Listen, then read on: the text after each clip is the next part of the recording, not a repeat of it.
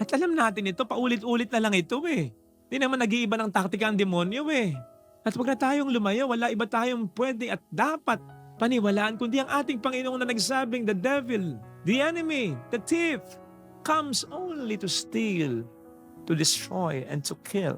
Kaya kung puro lang tayo palusot at hindi pa tayo magbago, kung tayo namumuhay sa kasalanan, alipin tayo. Kahit di natin aminin, kahit hindi natin matid.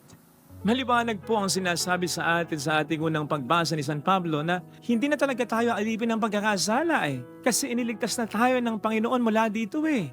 Kaya sa totoo lang, pwede natin sabihin talagang mahina tayo bilang tao pero bilang mga anak ng Diyos, bilang mga iniligtas ng ni Jesus, bilang mga kinasiyahan ng Espiritu Santo nang binyagan tayo, nang kumpilan tayo, tinatanggap pa natin linggo-linggo at least ang ating Panginoong Jesucristo sa misa. Malakas tayo dapat eh. Hindi tayo dapat maging alipin eh. Maliban na lamang kung ito ay talagang pipiliin na natin.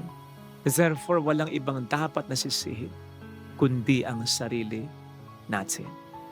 Maliwanag din ang sabi ni San Pablo sa ating unang pagbasa na wag daw nating ipailalim sa kapangyarihan ng kasalanan ang alinmang bahagi ng ating katawan bilang kasangkapan ng kasamaan.